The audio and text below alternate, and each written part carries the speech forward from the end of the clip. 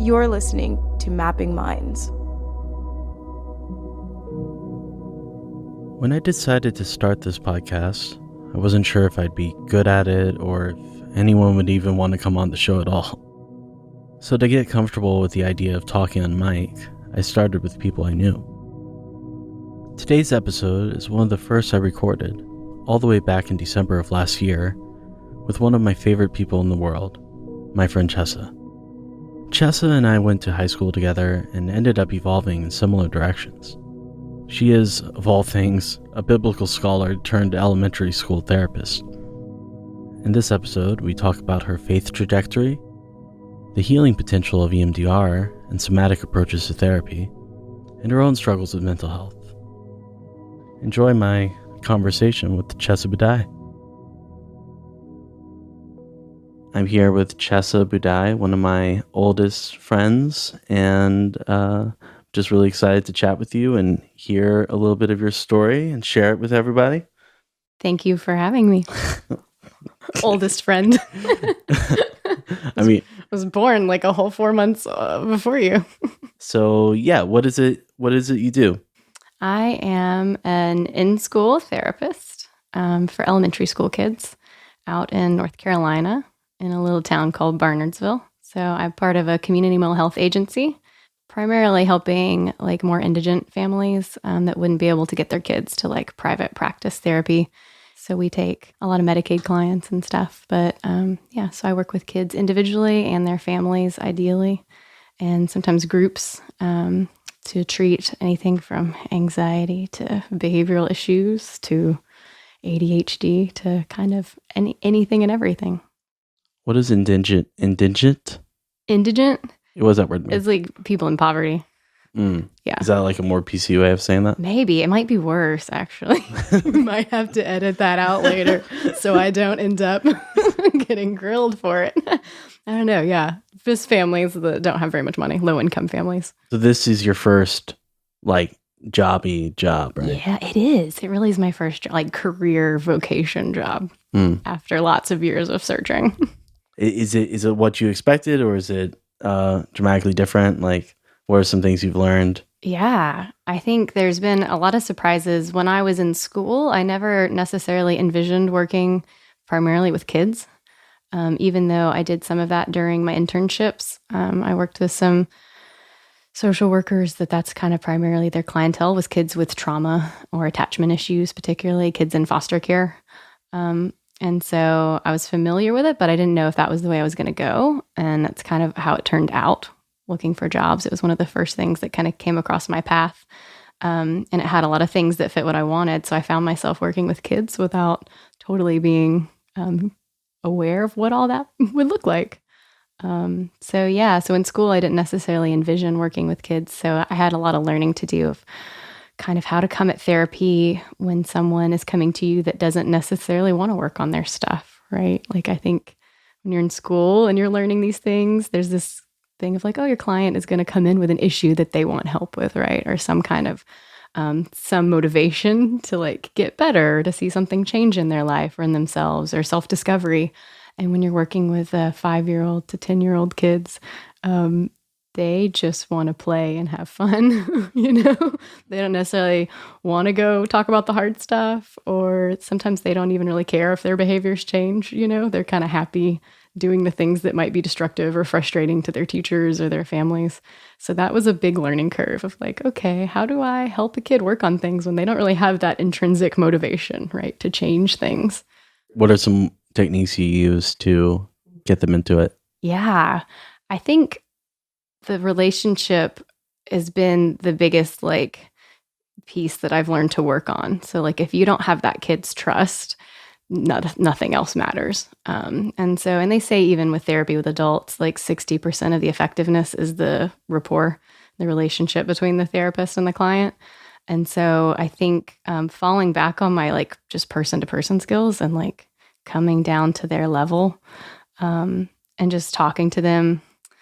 I'm big on not talking down to kids. That's my own thing that I've always had of like, I just want to kind of enter their world and like not patronize them, I think. And so I think kind of respecting where they're coming from and just being cool with entering their world and caring about Fortnite or whatever it is they're obsessed with. Do you have the dances now?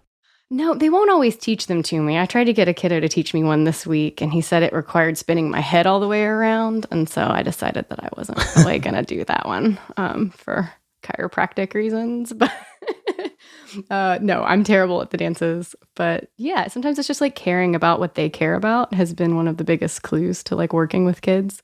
Because once they sense that you really care, even the ones that are a little more resistant to treatment, you might say, will come around and at least try things. And that's all I ever ask of them is try it out, see if it helps.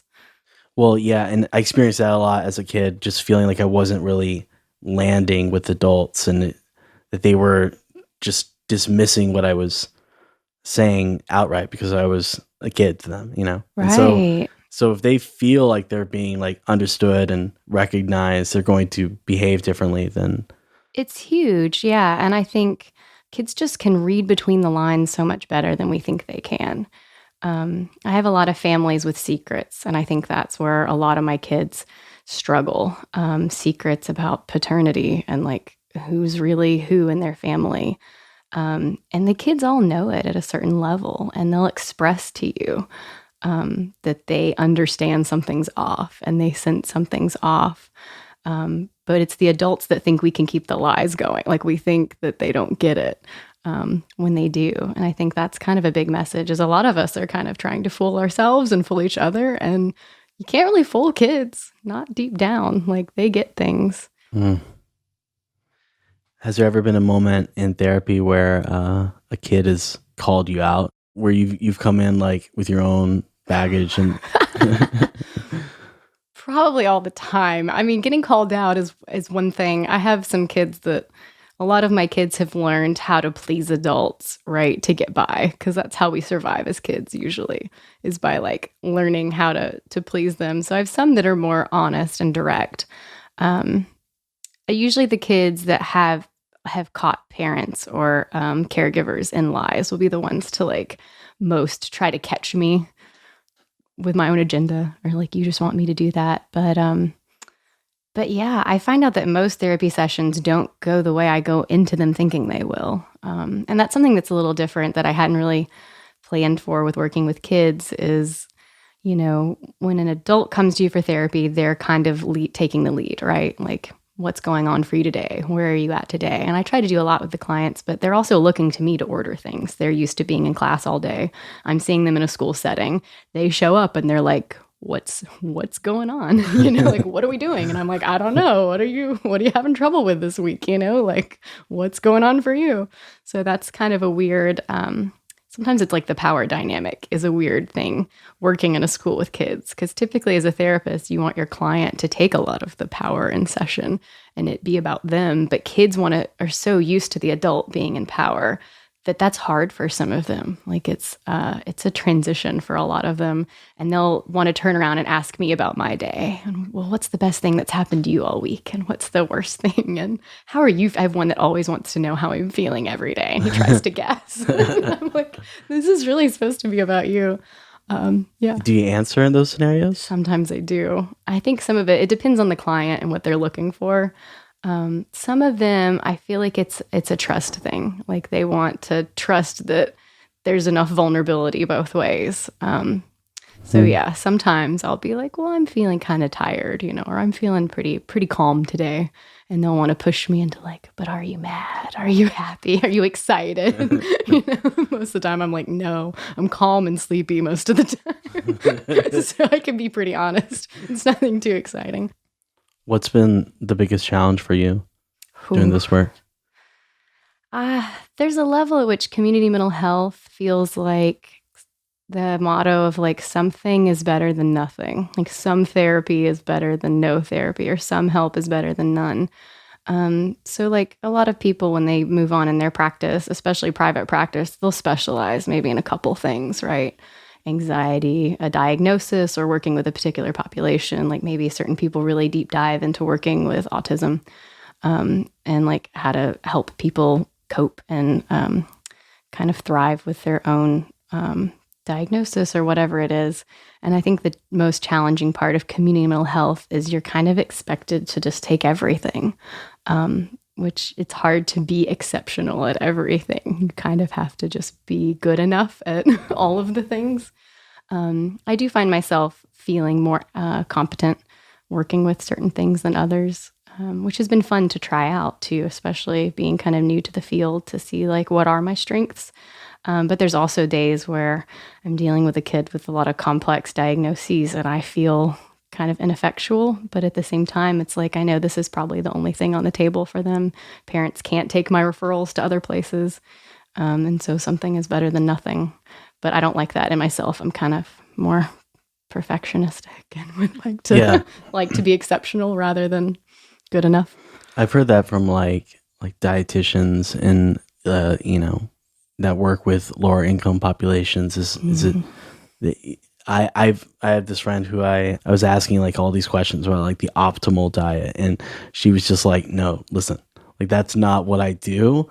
What I do is having someone have like one cheeseburger instead of two. Right. And like, maybe we can work toward cutting out soda. That's the goal. Right. And if you're an open-hearted person who comes into this work because you have a lot of empathy and love to give, you're basically being told to just sort of triage the situation. And, then that can be really emotionally draining. It can be. And I'm always trying to find the balance. And some of it is practicing self-compassion.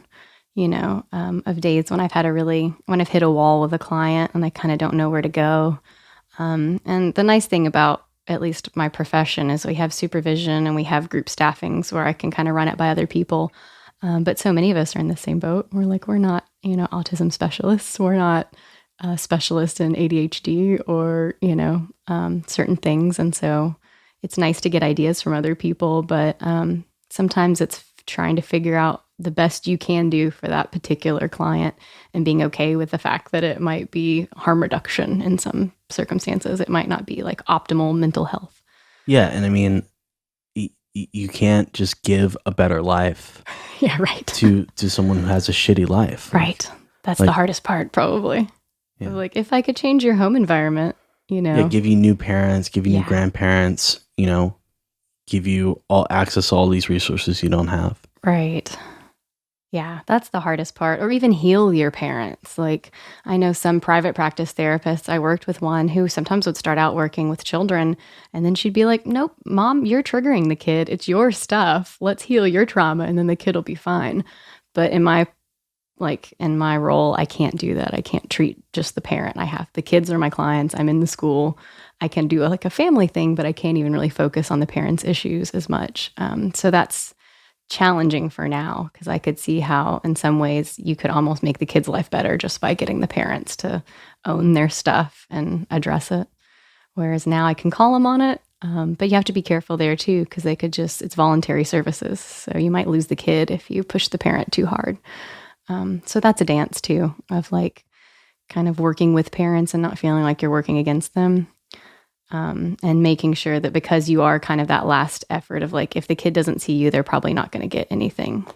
Trying to make sure you maintain that attachment as well as you can, and working with the parents and not kind of losing them, which, sometimes you do. You lose parents sometimes, especially if you have to make a report of abuse. But, yeah. How have you approached self-care when you're dealing with these really difficult situations? Some of it is using the skills that I've learned on myself to some extent, and constantly tweaking my own practices and revisiting them. I can tell in my own mental health and my own energy levels when I've been neglecting my stuff for too long. But it's constantly figuring out what I need to detach and let go. Some of it is my own internal stories I tell myself. So I do a lot of cognitive behavioral stuff with my kids and working on the beliefs and messages they're telling themselves. And so sometimes I do that on myself of what am I telling myself in this situation? If in the back of my head I'm saying because this kid didn't make progress this week, I'm a failure, then that's not going to really be good self-care for me to go through my week feeling I failed because this external outcome didn't happen. So some of it's checking my own stuff, and then having certain practices that I consider to be non-negotiable. Those are pretty important. I do like some self-hypnosis kind of stuff. How do you do that? It's a tract. It's not exactly self-hypnosis. It's like a CD hypnosis. Oh, yeah, kind of. MP3 hypnosis. Yes. More digital hypnosis tracks where it's like, if you get triggered, you can follow this track and go back and listen to like, what's the root of it? Because it's always something of myself, right? When somebody else is bringing up to me, or a kid having a rough day, it's either like I feel like a failure on my part, or something they did reminded me of something that has happened in my past. So I try to make sure I take those through instead of just avoiding them. I try to like look at my own stuff, and that's a big part of my self-care. Of like, look at it and then figure out how to let it go. So I think it makes me a better clinician every time I do that too. Because you don't want a therapist that's triggered by you all the time. That's not great for rapport or unconditional positive regard. So, yeah. So why'd you decide to get into this work? Ooh, that's a good question. In a lot of ways. Some of it is because I came to this work in my like mid-20s to late 20s. So it was quite a journey to figure out that this is really kind of what my heart was wanting all along. But there's always been an interest in mental health in my family and in myself. So yeah, I can give you like the hard story of it. Yeah, like take me back to a little history here. Chessa and I went to high school together, and we also had a few. All right, easy. I'm just falling off my chair. Don't worry about it. Chessa and I went to high school together, and also took some courses together at a community college near our hometown. One of them was biblical studies, which is still the hardest course I've ever taken in all my schooling. It was so insanely challenging. It was not a joke. Yeah. And and back then both of us were more traditionally religious, and you went on to school in a divinity program, if I'm not mistaken. Correct. Yes. And so how'd you go from whatever career path that was going to take you down to where you are now? Like, yeah, that's a valid question. Whatever career path. I think my plan was to, at some point, become a professor of New Testament, maybe.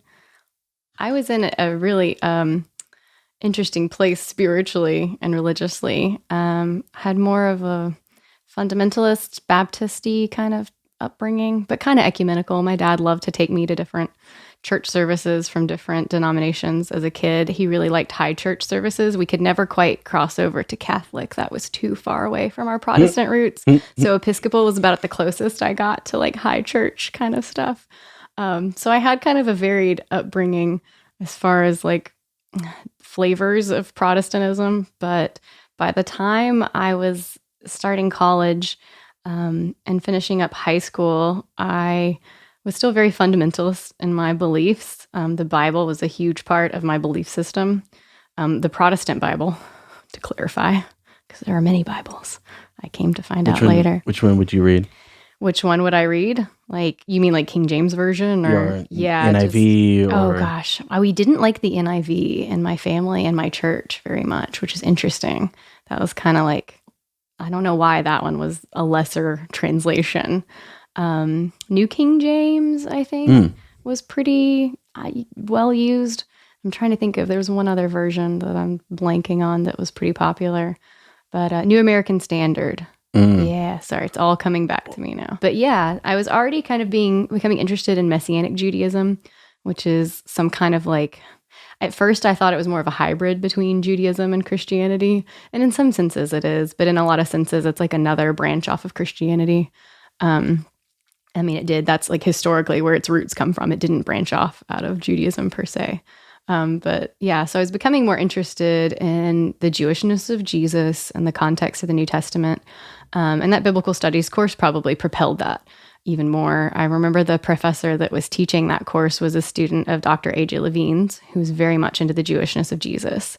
And you told me later that when you were in grad school with Dr. A.J. Levine, the syllabus was the syllabus that we had. The exact same course. Like the course that we took, at least the New Testament portion of our course was straight out of Dr. Levine's New Testament course in grad school at Vanderbilt University. I was like, I didn't have to study much, which was kind of nice for it, besides the papers, which were monsters, because she was also an English major, so she was hardcore on your writing.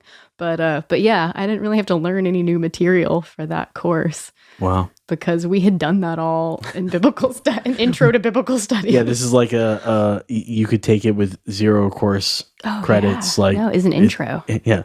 Yeah. No, it's still insane to me. How hard that course was. But anyway, but it prepared me well. It made grad school, those courses feel a little easier after that. So, so my path by the time I was kind of leaving community college and going on to a Nazarene school was I thought I was going to be a New Testament professor. Like my plan was to do theological studies master's and then do some kind of PhD New Testament focus and just kind of devote my life to unraveling in some ways. Like the context of the New Testament was really important to me and making connections between like the Jewishness of Jesus and then kind of the religion that I had grown up with and trying to bridge the gap. And it made things make more sense to me a lot of the times when I would read them in a more Hebraic context or a first century Judaism context. I just felt really lit up by all those connections.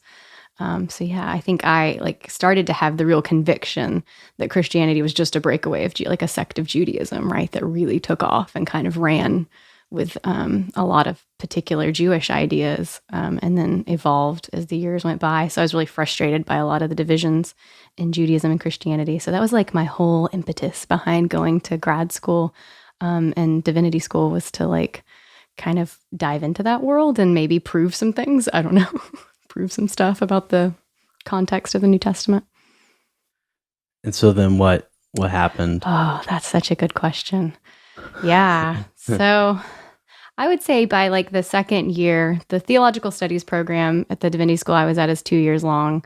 And I think kind of maybe by the third semester in, I was starting to get a little disillusioned in my own like personal faith journey. The thing that everyone said would happen to me if I went to divinity school at what all of my folks called a liberal or progressive theology school rather than going to like Fuller Seminary, maybe is where they wanted me to go to, that I would lose my faith. But yeah, I was starting just to really question as I learned of the origins of the text that had kind of meant everything to me in my religion, right? Like the Bible, as I had it handed to me, was everything in my family's religious life and my church's. You know, the Bible was always the final word on everything.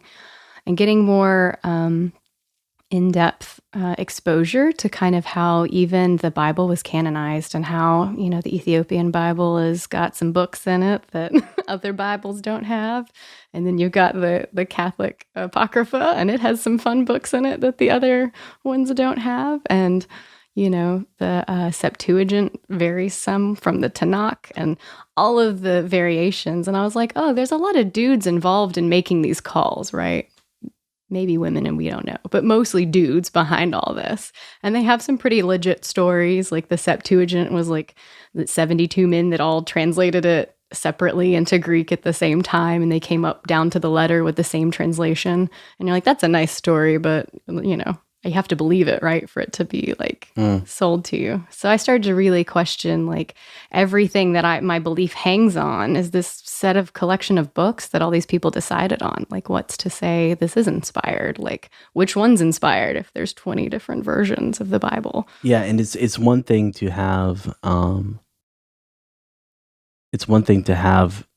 faith in a story from the Bible. It's another thing to have faith in how that particular book was assembled, right. And then that in a greater context of the Bible, and then you know the selection of books, these instead of those, and you have to have faith in this whole that's true process, right? For this thing, for it to really be solid, like, yeah. Yeah, it's kind of the house built on the sand, ironically, to use like a Jesus parable. It's like we built our house on sand, not on rock, right? We built it on this, like it being this particular order and this particular collection and these chosen manuscripts that might vary from different manuscripts, right? People had a choice in all of this, what went in and what didn't. And there's so much power and politics involved in all of it. Once I started realizing how much just dudes in the church were responsible for kind of ruling out what made it into the canon and what didn't. Really is just figuring out the history of the canon itself, and just which books made it and why, and how political it was, and theological in some ways.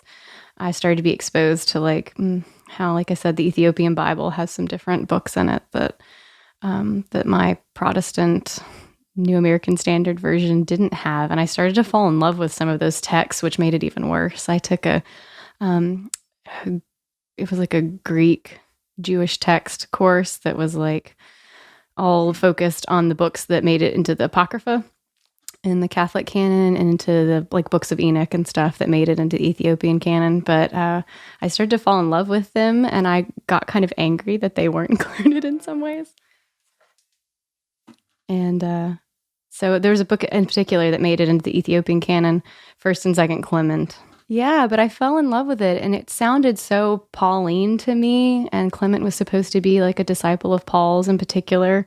And I loved it, and I was moved by it. And I remember finding out that there were like 2 reasons why it didn't make it in. And one of the reasons was because he compares Christ's resurrection to the phoenix rising from the ashes, which I thought was kind of beautiful. But apparently the church at the time thought that was a little too Greco-Roman pagan for them. So they booted that book out of the canon. So yeah, just realizing that there's a lot of human judgment that went into this, right?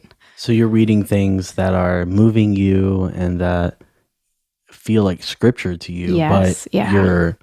you're told that it's not, because it's not in this specific binding of one book. Right.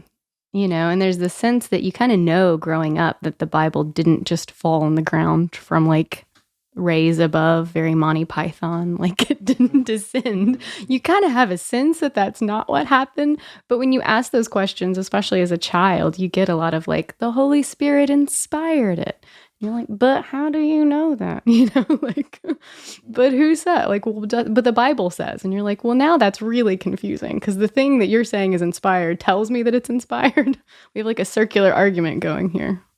Tautology, maybe that's kind of where it's leaning. It felt like a fallacy to me after a while of like, the thing itself tells me that it's like holy and sanctioned, and I'm just supposed to like take that at face value. So yeah, I think it really did start to kind of crumble apart, because once that foundation of this like fundamentalist book that I'd been raised on started to crumble, everything else did too, right? Yeah, and so it all kind of started to align. At the end of my grad program, my very last semester, to round out my degree, I had to register for a course that fit into a particular category. I'm not even sure what they called the category, but it was essentially like some different pastoral focused classes, which I wanted to be purely academic and just kind of go the PhD route. So I didn't have a lot invested, but they had a course that was psychotherapy and pastoral counseling. And so I just said, that sounds cool. I've always kind of been interested in the like therapy and counseling profession, so I'll take it. And it kind of awoke a fire in me that was kind of coinciding with this crisis of faith. So I was kind of like, the thing that got me into this degree program and this trek, I no longer have the like same perspective on. I no longer have the same drive to do it. So I was kind of losing my intrinsic motivation to even pursue that degree and that kind of career path. And then I was finding a new passion during this pastoral counseling and psychotherapy course that really lit me up. And I felt like I could kind of do what I had always wanted to do, which is really help people and make the world a different place, maybe, through counseling and therapy. So by the end of the course, I like met with the professor who was also a full-time therapist. And he basically told me kind of how to go about this career path. I just said, what do I need to do what you do? And he told me that his path was no longer really an option for me. He was grandfathered in the road that he did, but he shared with me like how his wife became a therapist, which was the LCSW track, and said that he thought that it was a really good fit for me based on my papers and conversations in class. And I got really excited about it. And so it laid dormant for a couple years because of life changes and moves, but I never lost that like direction that I wanted to do that. And so I picked it up several years later and did my social work degree. So you finished your degree in divinity also? I did, yeah. So you have 2 masters. And all the debt to prove it. Yep. Yeah, I can show you how much I owe the federal government. But yeah, no. And finishing for me, I was so close to the end anyway. It was never like a thing of like, do I just stop? I think I maybe put less pressure on myself towards the end. I had one course in particular that I probably let slide and got like had been doing phenomenally in. And by the end, I had little motivation to really like wow the professor. So I was also finding out just the crisis that was going on kind of alongside of this in the world of academia and particularly religious academia. I had a adjunct professor that told me she had friends that were taking jobs for free just to get the experience, like full-time professor jobs in different countries without any pay, just so they could have the experience and the connections. Jobs were getting really scarce in that field. And I had lots of PhD students asking me my next steps. And I said, yeah, I think I'm going to do a social work degree and pursue this. And they're like, oh, good, you'll have a job. Like, that's good. You'll be able to take care of yourself. There was another who was one of Dr. A.J. Levine's like assistants, and she was telling me she had an interview with Oxford, and if that didn't work out, Starbucks was her next option, which when you've had that much, and she was also had a history of like, she had a law degree and had been a lawyer for a while. And I'm not sure how much of that was a joke, but it kind of sunk into me that like, this is not a career with a ton of options, especially if it's a religion, right? Like schools are going more and more towards this focus of vocation, right? And preparing people for like real world jobs. And not so many people are going to school just to explore spirituality and religion, not in the same rate, at least in the economy back then. Maybe now it's starting to happen again. So I started to take a hard look at like, oh, I probably will struggle to find like a full-time job with this. And I saw some of my professors sacrifice families and home lives to do what they were doing to fly all over the country, to get articles in to deadlines and finish so many books in a year so they could try for tenure. So I saw kind of the striving and the personal life sacrifice. And I was like, oh, I don't want to do that either. I want to have like some kind of family someday and like be around with them. So a lot of things culminated in my decision to like pursue a different track. But mostly I just fell in love with the idea of helping people kind of self-actualize and heal from trauma and, I don't know, make their lives a little better maybe. Be that guide along the way. So be Virgil to their Dante. Right. That's very lofty. As I sit with 5-year-olds and talk to them about their anger issues, it feels like the ninth circle of hell sometimes. Maybe I am Virgil. So do you want to keep staying in the field that you're in now, or do you want to transition to just having your own private practice? Or I definitely am attracted to the appeal of private practice and just having freedom to do the modalities that I'm interested in and pursue that. When you're working with community mental health and trying to please insurance companies and Medicaid the way that community mental health has to, there's just so many things that we can't do. There's just a lot of modalities we can't try. Thankfully, EMDR is one that I'm pretty passionate about, and it's considered an evidence-based practice. What's EMDR for people that don't know? Eye movement desensitization and reprocessing. And it's essentially, like it's simple, but it's woo-woo. It's not that woo-woo. It's empirical. It's been around since I think the year I was born, which is kind of cool. That's when the PhD student that discovered it first kind of wrote her paper on it. But it uses bilateral stimulation, which can be eye movements. It can be tapping alternatively on different sides of your body, your shoulders. It uses the bilateral stimulation to replicate rapid eye movement. If you're using it with eyes, which they believe is the like problem-solving part of your sleep, maybe where you get the most extreme dreams that are kind of like your subconscious trying to work through things.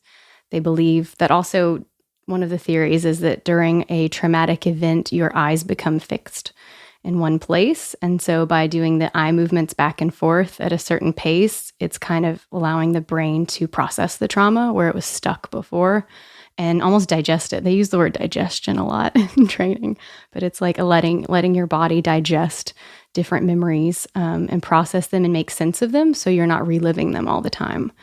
Another aspect of EMDR is the idea that you're distracting the brain. You're trying to hold a traumatic memory or a piece of a memory, and you're also distracting the brain with this tapping or this eye movement. So it's starting to separate the emotions from the actual memory. So then maybe you remember the thing that happened, but it doesn't send your body into that fight or flight state that you might experience with something like PTSD, or even milder traumatic events can kind of do that to us. So basically the bilateral stimulation is helping you integrate these like network the memories in a different way, because it's not like you're just tapping. Like there's like a set of questions and like exploring maybe a particular traumatic event coupled with this stimulation. Right. And the cool thing about EMDR, and they say this a lot during the training, is that you don't have to disclose the actual traumatic event to your therapist to work through it, which is kind of the wildest part. Like if you're doing exposure therapy, which is really one of the only other treatments when this EMDR started to come about that was really proven to help with PTSD, you had to disclose kind of every detail of what happened. And there's a sense in which a therapist can say, you can tell me what you're thinking, or you can just hold it in your mind and go with it. So you don't have to disclose the memories to your therapist if you're not comfortable with it, which actually I think frees up a lot of people, because that's the thing of actually verbalizing the thing that happened, or being scared that you won't give the right words to it. When you finally do tell someone, you can still process it with EMDR without having to disclose all of it. So, I mean, I think disclosure can be healing in and of itself, but sometimes that's too much too soon for people. So it's a way to kind of get at it and start processing it without having to talk about it. Is that useful for kids who maybe have a little less like linguistic capacity? Absolutely. The cool thing about EMDR, and the challenging thing, again, tend to be sometimes type A. So the protocol I learned for adults in training is kind of like you throw it all out with kids, because sometimes they can't process. They just don't process the same way adults do. But in some ways, there's more flexibility. They have something called buzzies that you can use with EMDR, where you can put they just vibrate bilaterally. So you have two, and you can put it in the kid's socks or have them hold it in their hand. And it vibrates back and forth at whatever speed you set it to. And you can talk to them about what happened, or you can have them draw a picture while they hold the buzzy, or the buzzies are in their feet, in their socks. It would be hard to draw and hold them at the same time. That would be challenging. I have had kids draw things without the buzzers, and I just tap on their shoulders while they draw, because it's just, you need anything bilateral works. So with kids, it's kind of cool. They even have arm cuff now, ones that you can slide on their arms. I think they go for wrist for adults, but with kids, you can kind of slide them up to the bicep, and you can set those to go while they play and do play therapy. So for really little ones, play therapy can be a more effective way to kind of, that's the language kids speak, is play, especially up to a certain developmental age. So getting them to work through what happened with play while you put the bilateral on is another way to do EMDR, which is kind of cool. Wow. Yeah. So it's kind of a whole new world with kids.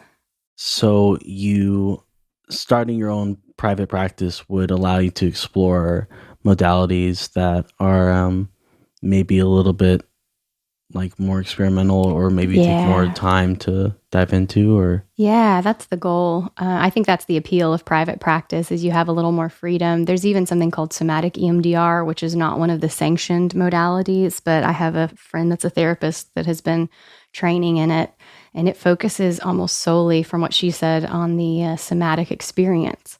So you don't focus on the memory of the trauma at all. You just focus on whatever the body sensation is that came with it. And you do the EMDR around that body sensation. And it's not considered to be one of the like evidence-based sides of EMDR, but it might be what your client needs, you know? Mm. Well, I mean, it does seem to follow, because a lot of the somatic approaches are empirical, and the EMDR is empirical. So it's not like totally crazy to combine them. No, not at all. Yeah. So, and a lot of we know that the body stores trauma. That's kind of what Bessel van der Kolk's work, and the body keeps the score. We know that there can be a lot of somatic symptoms from traumatic events. Even in EMDR, they tell us, clients can re-experience things if they have an assault that they're working through. They've had clients whose necks have gotten red if they'd been choked during their trauma. When they're processing it, like red marks can appear temporarily. So it's really wild the way the body can hold on and then manifest. I mean, it goes away. But they said to really pay attention to what your client's feeling and noticing in their bodies during EMDR processing, because the body hangs on to things. It's almost like an imprint in your nervous system. And then once it's processed out, then you don't have that same physiological response to like a trigger or something that reminds you of the trauma. So it's pretty cool. So I think adding the somatic element would be really neat. There's also sensory motor integration therapy that deals a lot with the body. Yeah, I just think that there's a lot more to treating mental health stuff holistically. And so I'd like to be able to do that. Freedom sounds great. It sounds like the somatic modalities are really what interests you the most. Right now, yeah. My ultimate goal would to be come up with my own modality at some point. I think I would enjoy that. Like I see myself, at some point doing that and contributing that, which means I think getting into a place where I can be a little more experimental probably. That would be helpful. But yeah, somatic practices really interest me. The psychedelic research really interests me at the moment. I met a practitioner at my training who has been working on merging MDMA therapy for PTSD with EMDR, which I feel like is just really cool. And just as an experiment on myself, when I do my hypnotherapy kind of tracks, I usually do EMDR on myself while I'm listening to them, just to kind of deepen it, because you can do a more slow tapping that's like a stabilization, kind of calming, integrating tap, and then you can do a processing tap that's faster. And depending on kind of what I'm working through, I'll choose one or the other just to self-experiment, make myself a little guinea pig. But yeah, I think there's so much potential for healing out there. And I don't want to be limited forever on what I used to do that with. How have you been able to integrate all the stuff you've learned, and then through working as a therapist, how have you been able to integrate this into your own life? It's a really insightful question. I like it. Bringing it home. I definitely have integrated a lot of it. I think that EMDR helped me kind of understand the importance of internal beliefs, is what they call it, and how we grow up with these certain messages we get, especially in early years of development, from our caregivers. And I kind of mixed it with my own interest in Jungian kind of shadow work too, but certain things that happen when you're young can affect the internal message that you make up about yourself.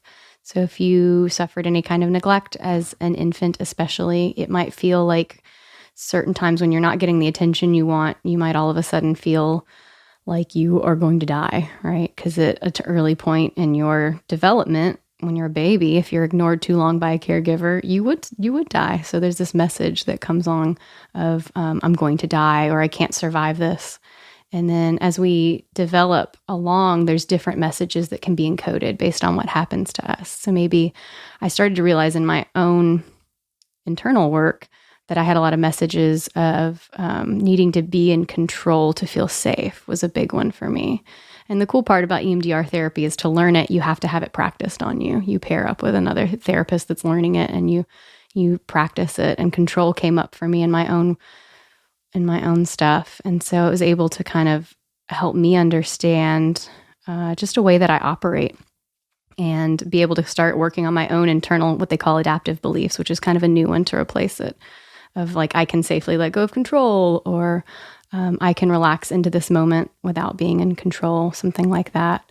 So I feel like I've been able to start incorporating some of that into my own internal dialogue with myself, of like, if I feel triggered by something, or I feel really uncomfortable, I'm able to name it a little bit better. Of like, okay, this is that control thing because of what happened when I was 5 or whatever. And it gives me some empowerment, I think, to start to address it, whether that's in hypnotherapy or just own messages that I'll start to like remind myself, little mantras. But it's nice to have that insight into your own psyche a little bit, especially when you're confronted with everybody else's mental health stuff all day. It's kind of necessary to be aware of your own messages. And we all have messages we get, no matter how healthy our attachments or how healthy our upbringing. We see people shamed for things, and that kind of goes into our shadow self, and we say it's not okay to be that. But maybe that's a part of who we are that we have to kind of integrate. So I think that's been an important part of my own personal development, has been figuring out how to own things that I put into my shadow. If I see someone that's a know-it-all, that was a big one for me for a while. It was like, I got shamed a lot in my family for being like the smarty pants in the family. And so I would get triggered when I would see other people that represented that to me. And I was able to start writing down, like, why did that person trigger me? What do I see when I see that person? And then I start to acknowledge, like, oh, this list is me, right? Like, there are times when I want to be the smartest person in the room and I want to have the right answers, or I want to get praise for having the right answer. And so starting to integrate that really helped me not be triggered by as many things anymore. But it also helps some self-discovery of like, I'm getting to know myself better. I'm getting to know that like I was sensitive about that, and that's okay. There's some self-compassion there. Like, that kid felt ashamed that she was the smarty pants all the time, but now I can kind of own it. And sometimes I am a smarty pants. So. Why is control an issue for you? I think a lot of it has to do with growing up in a household where there was a lot of untreated mental health issues going on, some personality disorder stuff going on, and my caregivers, and a sense of to keep everyone safe, I needed to take control. I also had a lot of enmeshment with one of my parents, and so when a child is enmeshed with a caregiver, it's oftentimes where that caregiver will come to that child as if they're another adult to confide in, which puts a lot on a kid, especially if you're like 5 or 6, to be your parent's main confidant, right? So an enmeshment basically means like that syndrome of like being best friends with your parent, where like they're sort of treating you more like a sibling and a peer than that's a good description. And in some cases, particularly amongst opposite sex, but not always, it can be almost like you're an emotional partner for one of your parents, right? Like, so if they have problems with their own partner in communicating and emotional vulnerability, they'll sometimes do that with the child, right? So they'll complain about the partner to the child and unload a lot of like heavy adult emotional stuff on the child because they aren't able to do that with their partner, which puts a lot on the kid. It puts the kid in a more of adult role and a caregiver role, and it doesn't really let the kid be a kid in that relationship dynamic. And so you tend to grow up in that environment to become, I mean, that's a good recipe for someone who's either an avoidant emotional, where like anything that feels close attachment-wise triggers like that I feel smothered, I can't do this kind of thing, where someone pulls away and isolates because it's too painful to go back there, or you means you jump in automatically to like caretaking everybody else. And mine was always defaulting to caretaking everybody else. And part of that was certainly that sense of being in control, right? Like the adults aren't in control right now, whether it's because of substance use or mental health ups and downs. And so I had to be the one to like make everything better for everybody else emotionally. So that put me in that sense of like, I need to be in control for everyone to be okay. And so you became a therapist. I know. So you Makes total sense. Which I have to check myself a lot for. I mean, it brings my stuff up of like, what does it mean to sit with someone and not fix their stuff for them, right? What does it mean to sit with a kid in the middle of a meltdown or a tantrum when they're crying and they're upset by something you said, and allowing them space to have those feelings without trying to rush in and kind of do the victim rescuer thing of like rescuing them. So I may be just as much about my stuff as it is theirs a lot of times. And I have to at least be aware of that, right? Aware of my own roles. Yeah. What's your relationship like with your parents now? It consists of very strong boundaries now. It had to. And for some years to get to that point, it meant like physical distance was necessary. Is that why you moved away? That was definitely part of it. It was definitely an underlying motivator. I was not aware of that at the time when I first moved away, not fully. And it became clear, like, okay, I had to do, some people have to kind of move away to get healthy, really. You have to kind of move out of the thing that caused the dysfunction to deal with it all and kind of heal it and unpack it. And I definitely had to do that for my own mental health. And then it was a slow reintegration of learning how to allow my parents to have their stuff and not want to fix it. And that's still like a consistent point of growth. I don't think I have it totally figured out yet. I'm not a totally healed codependent at this point. I wish I could say I was.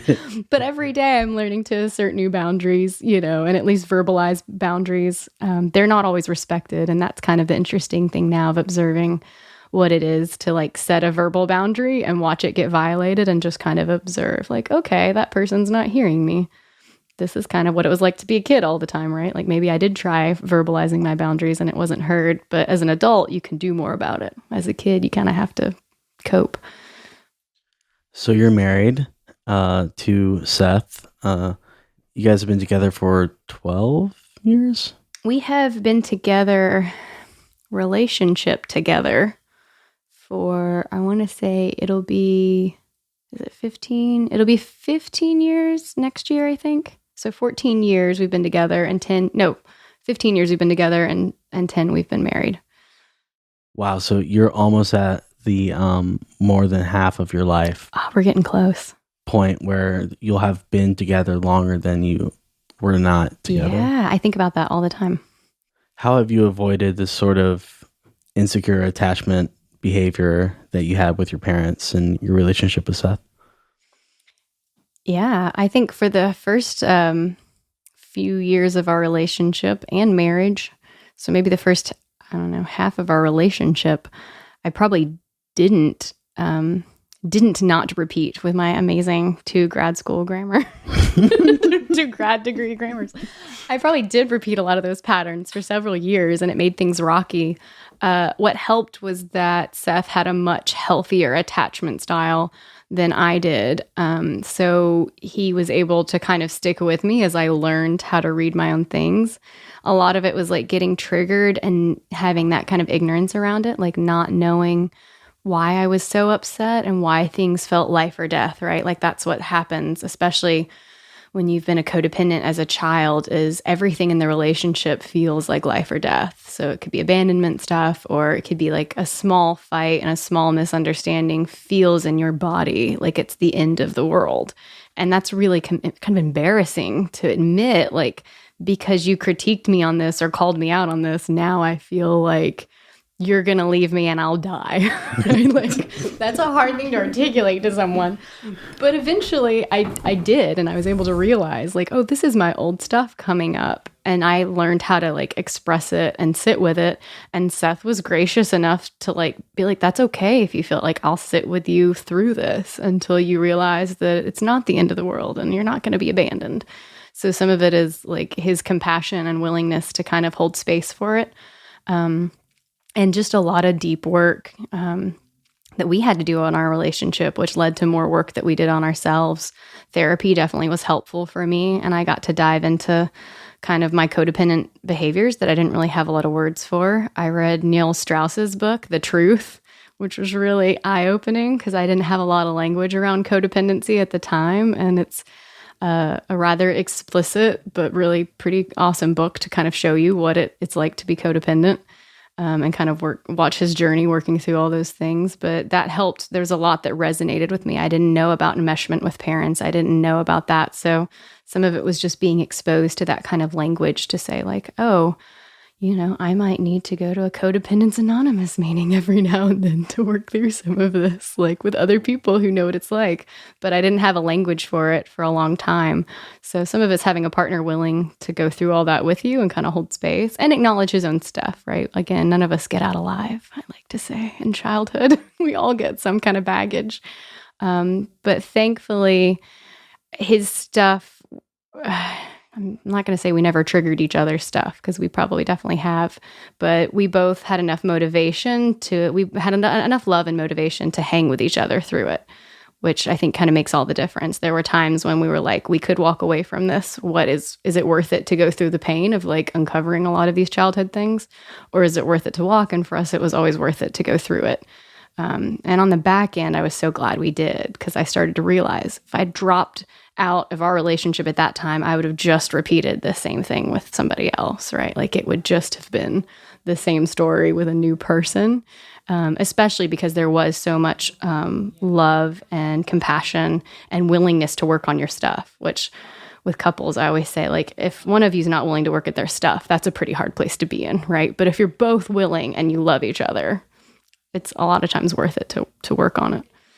But you got to have that piece. They got to want to work on their stuff too. So yeah, so we did repeat some patterns from childhood for sure for a while. But it kind of came to a breaking point where I realized that it was either heal my stuff or leave the marriage kind of thing. And that's what the point that it was like, oh, I could heal it and see where it goes. And it went somewhere really cool that I didn't know it could go, which is like peace and healing and some sense of functionality rather than dysfunction.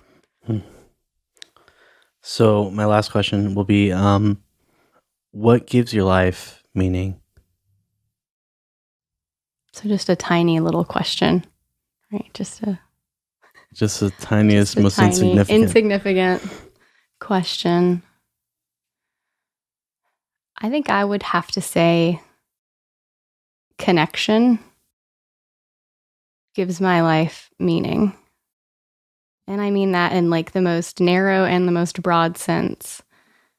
That to me, love is connection. Love is being seen and seeing somebody else, right? It's being connected to the world around me in like a very hippy-dippy crunchy sense of like just being connected to other living things and feeling that energy that they put off. Like to me, that's everything. Like that is the meaning, is just the connectedness between everything. And I think that it bridges those gaps, right? That ego thing of kind of I'm an island and I'm out here just all kind of fades away if you focus on the fact that like there is no such thing as being an island. There's no such thing as being disconnected, that we're all interconnected, whether we try to get away from it or not, whether you try to run away from it or not. We're all connected to each other and to every other living thing, and we're all totally interdependent. So, yeah, for me, sounds like some codependent talk to me. It is some codependent. It's the flip side of codependency. It's the acknowledgement that we all are actually codependent. And some of that is allowing other things to be, right? That's the part of codependency that's like toxic and will mess you up, is not allowing things just to be, but trying to change and fix and save and rescue. Whereas the flip side of the coin is just to acknowledge the connection and honor it for what it is, not trying to change it or alter it, but just allow it. Thank you, Chessa. Thank you, Jimmy. I appreciate you. I appreciate you immensely as well. Thank you for listening to my ramblings. Thank you for listening to Mapping Minds. If you would like to support the podcast, you can follow us on social media, leave a review, or just share with a friend.